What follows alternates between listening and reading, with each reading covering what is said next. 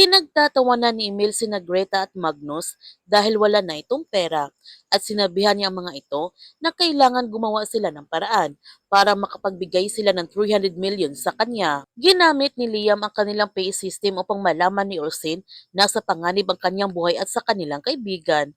Narinig naman ni Olsen ang mga sinasabi ni Liam, ngunit hindi niya ito tutulungan dahil hindi niya mapapatawad si Liam sa pag-rider sa kanila at sigurado siya na kung alam ni Liam kung nasaan sila ngayon, ilalaglag na naman sila nito.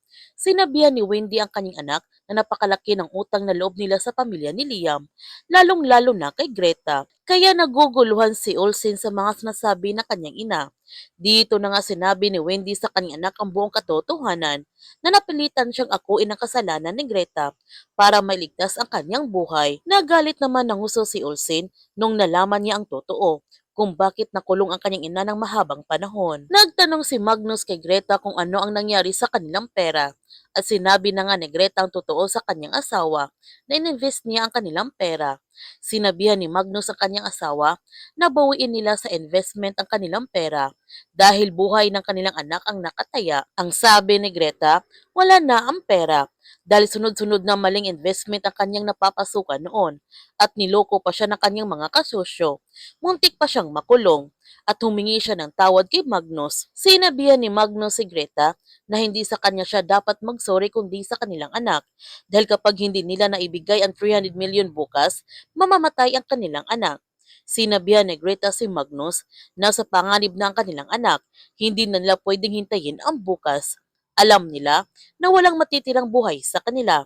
Papatayin sila nitong lahat. Nung nakahanap sila ng syempo na hindi nakatingin sa kanilang bantay, dali-dali nilang kinuha ang painting sa dingding at isa pala itong sekretong pintuan patungo sa labas.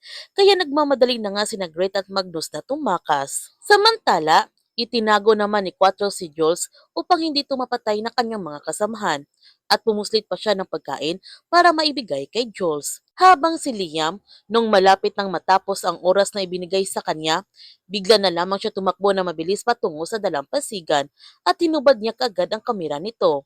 Kaya inutusan ni Dado si Sais na patayin si Luna dahil hinubad ni Liam ang kamera.